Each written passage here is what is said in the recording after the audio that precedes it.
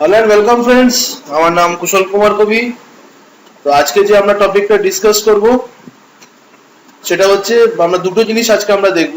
তো প্রথম যেটা দেখবো সেটা হচ্ছে how to call a function from another function.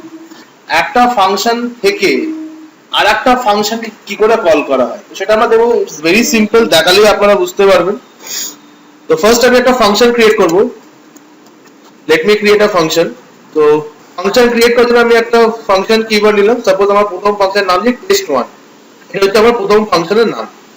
ওকে, এবং এই ফাংশনের এখানে আমি একটা সাপোজ যে কোনো হোক, যে কোনো আমি একটা এখানে ডকুমেন্ট ডট রাইট দিয়ে পরে আমি একটা কিছু একটা স্টেটমেন্ট দিয়ে দিচ্ছি।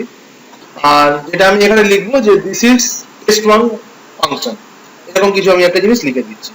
তো লিখছি এখানে দিস ইজ টেস্ট1 ফাংশন বলে আমি এখানে একটা ফাংশন ক্রিয়েট করলাম। এটা একটা ফাংশন হলো, একটা ফাংশন হলো টেস্ট1। এরকমই সিমিলারলি আমি আরেকটা ফাংশন ক্রিয়েট করবো যেটা হচ্ছে আমার টেস্ট2। আমি আবার এখানে ফাংশনে গেলাম, কন্ট্রোল ভি করলাম, এটাকে আমি করে দিলাম এটা আরেকটা আমার ফাংশন হবে this will be my test two function. এবং এখানে স্টেটমেন্টটা থাকবে দিস ইজ টেস্ট2 ফাংশন, এরকম একটা ফাংশন থাকবে। আমি এখানে দুটো ফাংশন কিন্তু এখানে বানিয়েছি। এখন আমি যদি কিছু আমার ব্রাউজারে দেখি, আমি ব্রাউজারে কিছুই দেখতে পাবো, কোনো আউটপুটই আমি পাবো না। ঠিক আছে, এটা খুব সম্ভবত আপনারা এটা বুঝতেও পারছি। তো আমি এখানে আরেকটা ফাংশন বানাবো, এই দুটো ফাংশনকে আমি ওই ফাংশনকে কল করব। আমি আরেকটা ফাংশন বানাচ্ছি, সেটা ফাংশন টেস্ট3 বলে একটা আমি ফাংশন বানালাম। তো দেন ইনক্লুডিং কার্লি ব্রেসেসের ভিতরে আমি দুটো ফাংশনকে এখানে আমি কল করব। সেটা কি, প্রথম ফাংশন যেটা আমি কল করব সেটা হচ্ছে টেস্ট1। এবার টেস্ট1 ফাংশনকে যদি আমি কল করি তাহলে তোমরা বুঝতে পারছো যে আমার এখানে কি আসবে, দিস ইজ টেস্ট1 ফাংশন, এই লেখাটা আসবে। আর সেকেন্ড যে ফাংশনটা আমি কল করব দিস ইজ টেস্ট2। তো পুরো ব্যাপারটা আমি সেভ করে দিচ্ছি। এবার এটা আমরা একবার রান করে দেখে নিই আমার ব্রাউজারে। Let's check it out. Let me see the error, কি এররটা এসছে। Oh yes, it's a very মানে এতটাই যে মানে সিলি মিস্টেক। আবার তোমরা দেখে নাও এখানে যেটা প্রবলেমটা হয়েছে। এন্ড ইটস ভেরি গুড, যে প্রবলেমগুলো হচ্ছে ক্লাসে তোমরাও বুঝতে পারবে। আমি তিনটে ফাংশনকে বানিয়েছি, একটা হচ্ছে ফাংশন টেস্ট1, একটা হচ্ছে ফাংশন টেস্ট2, একটা হচ্ছে ফাংশন টেস্ট3। এবার এই তিনটে ফাংশন বানিয়েছি, ফাংশন টেস্ট1 এবং টেস্ট2 কে আমি কল করেছি ফাংশন টেস্ট3 কে দিয়ে। আর আমি আমার ব্রাউজারে গিয়ে চেক করছি আমার আউটপুটটা কি আছে। এবং সবথেকে মজার ব্যাপার যে ফাংশন 3 কে মানে টেস্ট3, যে ফাংশন টেস্ট3 বানিয়েছি ওটা দিয়ে কল করেছি আমি। আমি তিনটে যে জিনিস বলছি, তিনটে আমি ফাংশন বানিয়েছি। এখানে একটুখানি ভালো করে দেখো, আমি তিনটে জিনিসই তিনটে ফাংশন বানিয়েছি, ফাংশন ছাড়া কিচ্ছু বানাইনি। কিন্তু এরপরে আমাকে ফাংশনকে কল করতে হবে টু রান দা ফাংশন। তাহলে আমাকে যেটা করতে হবে, টেস্ট3 আমার যে ফাংশনটা আছে I will call it out. এবং এবারে আমি সেভ করে পরে আমি আমার ব্রাউজারে গিয়ে আমার আউটপুটটা দেখবো। Let's check it out. এখানে দেখাচ্ছে this is test one function, this is test two function. তাহলে আমার দুটো রেজাল্টই আমি এখানে পাচ্ছি।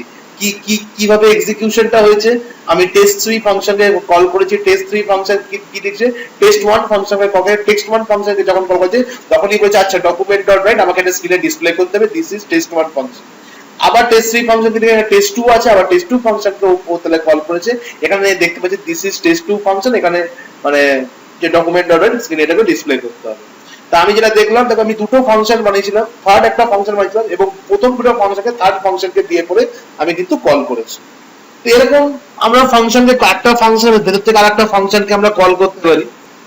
এরকম একটা ইন্টারেস্টিং জিনিস আমি একটা জিনিস শেয়ার করার চেষ্টা করবো, যদিও সেটা আমি ব্রাউজারে রান করবো না, কারণ যেহেতু আমি আমার ভিউয়ারদের জন্য এই লাইভ ক্লাসটাকে আমি রেকর্ডিং করছি, হতে পারে আমার মেশিনটা কিছুক্ষণের জন্য আমার হ্যাংও করতে পারে। তবে আমি এখানে একটা জিনিস টাইপ করে দিচ্ছি এবং তোমরা যারা ক্লাস করছো তোমরা পরবর্তীকালে ল্যাবে টেস্ট করে নিও, অথবা ভিউয়ার্স যারা আপনারা আছেন তারাও আপনারা এটা টেস্ট করতে পারবেন। সাপোজ আমি একটা ফাংশন টেস্ট ফার্স্ট বলে আমি একটা ফাংশন বানাচ্ছি, টেস্ট ফার্স্ট বলে।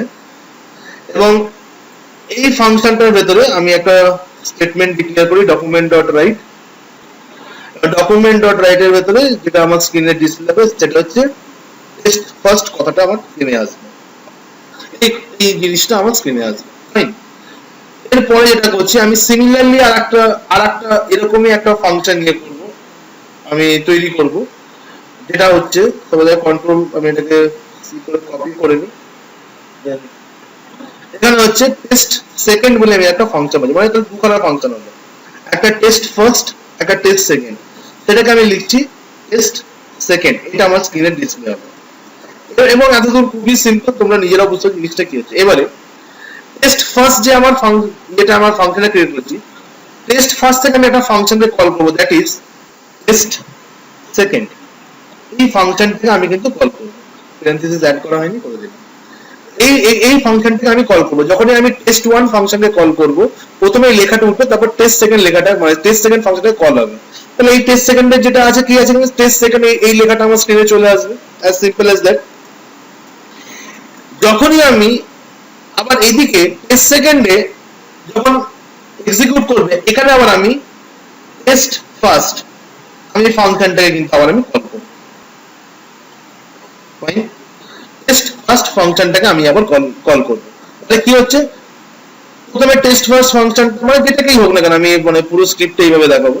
সাপোজ আমি একটা ফাংশনে কল, আমি যে কোনো একটা ফাংশনকে কল করতে পারি, কি হবে, এটা একটা লুপ তৈরি হবে, যে লুপটা আমার চলতেই থাকবে।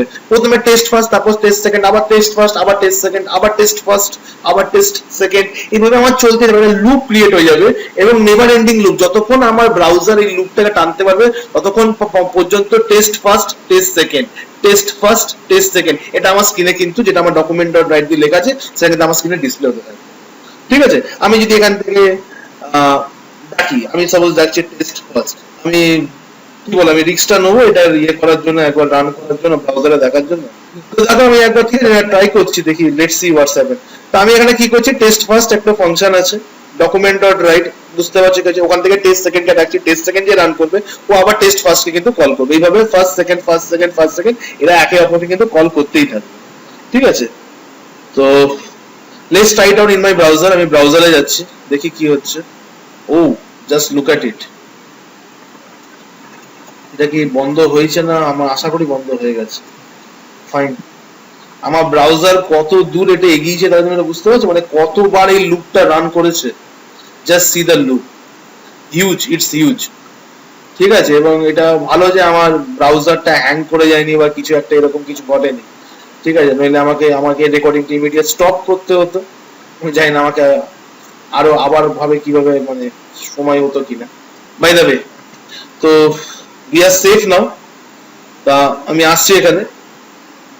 তো আমরা দেখলাম যে এরকম ভাবে আমরা একটা, এটা জাস্ট একটা আপনাদের দেখালাম যে একটা ফাংশন থেকে আরেকটা ফাংশনকে কিভাবে কল করা যায়। তো এটা আমার একটা আজকের টপিক ছিল যেটা আমি দেখালাম, এবং আগামী দিনে আমরা কিছু জায়গা দেখবো যেখানে আমরা একটা ফাংশন থেকে আরেকটা ফাংশনকে কল করে আমরা বিভিন্ন ধরনের জাভাস্ক্রিপ্টের কোড আমরা ডেভেলপ করব।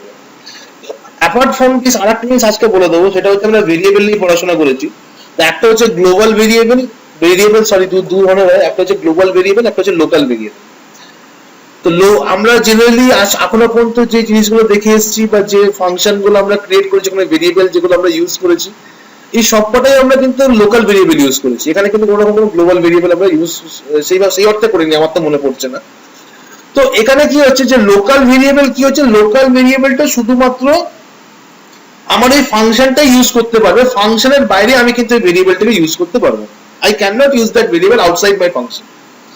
আর গ্লোবাল ভেরিয়েবল কি হচ্ছে, গ্লোবাল ভেরিয়েবল হচ্ছে যেটা আমি যে কোনো জায়গায় আমি ইউজ করতে পারবো। I can use it in the function, I can use it outside the function, I can use it anywhere I like। তো যেরকম আমি সাপোজ এখানে একটা দেখাচ্ছি এক্সাম্পল, ইটস ভেরি সিম্পল, আমি বেশিক্ষণ সময় নেবো না।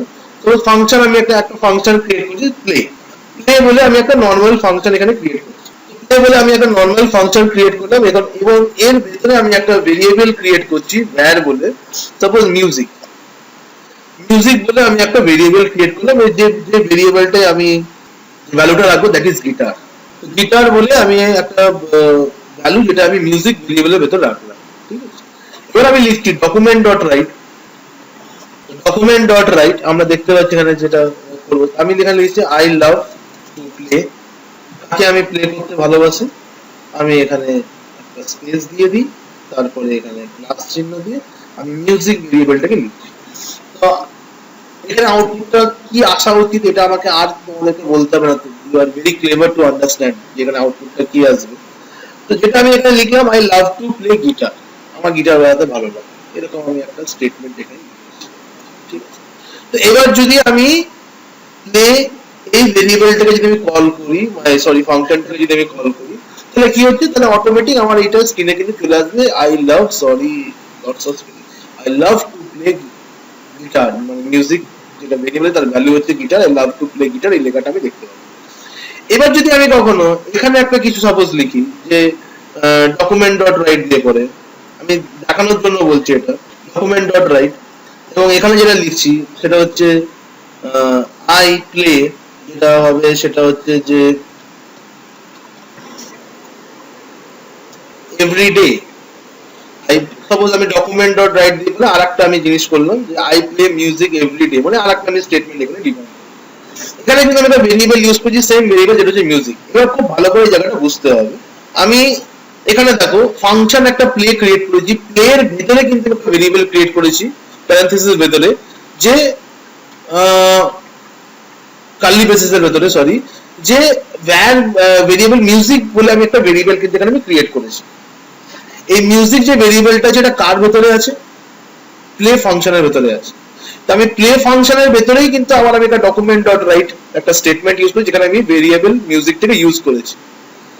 আবার ওই একই জিনিসটা আমি মিউজিক ভেরিয়েবলটাকে ইউজ করেছি, যেটা আমার হচ্ছে প্লে ফাংশনের বাইরে। লোকাল ভেরিয়েবলের ক্ষেত্রে কি হচ্ছে, এটা আমরা এক্সাম্পল দেখছি, example of local variable. Local variable কি হচ্ছে, ওটা আমার ফাংশনের ভেতরেই কিন্তু ওটাকে আমি ইউজ করতে পারবো, ফাংশনের বাইরে ইউজ করতে পারবো না। দ্যাট মিনস এইখানে যে আমি স্টেটমেন্টটা দিচ্ছি, এখানে কিন্তু আমি ভেরিয়েবল ভ্যালু পাবো, এখানে কিন্তু আমি ভেরিয়েবল ভ্যালু কিন্তু পাবো না। ক্লিয়ার? এটাকে চেক করার জন্য আমাকে আমার ব্রাউজারে যেতে হবে, এবং ব্রাউজারে গিয়ে আমি একবার রিফ্রেশ করব। I love to play guitar, কোন স্টেটমেন্টে, যেটা আমার ফাংশনের ভেতরে ছিল। I love to play guitar কোন স্টেটমেন্ট আছে, যেটা আমার ফাংশনের ভেতরে ছিল। কিন্তু আই প্লে গিটার এভরিডে এটা কিন্তু আসেনি। এটাকে যদি গ্লোবাল ভেরিয়েবল করতে হয়, তাহলে আমাকে এটাকে কি করতে হবে, আমি এই ভেরিয়েবলটাকে ফাংশনের থেকে নিয়ে নিলাম, এবং I will declare this variable, যেটা আমি ভেরিয়েবল ডিক্লারেশন করব, সেটা হচ্ছে ফাংশনের বাইরে।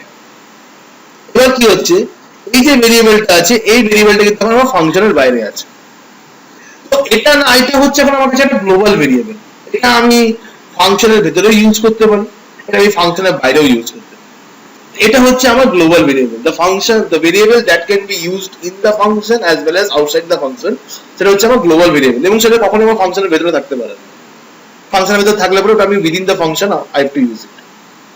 ফাইন, তো লেটস ট্রাই ইট আউট। আমি এবারে এটাকে একবার ইয়ে করি। তো আবার দেখো যে I love to play guitar, I play guitar every day. তো এখানে তোমরা দেখতে পাচ্ছ যে আমার দুটো স্টেটমেন্টই কিন্তু এবার আমি কিন্তু রান করাতে পেরেছি, একটা হচ্ছে ফাংশনের ভেতরে, একটা হচ্ছে ফাংশনের বাইরে। This is the only difference between global variable and local variable. আমি দুটোই তোমাদেরকে এবার ডিসকাস করলাম। ওকে ওকে, তাহলে আমাদের আজকের যে এই ভিডিওটা, এটা এই অবধি থাকবে। সো হোপ তোমরা নেক্সট ভিডিওতে আমার ভিউয়ার্সরা, অবশ্যই আমি আশা করছি আপনারা আমাদের নেক্সট ভিডিওগুলো ফলো করবে। Till then, thank you.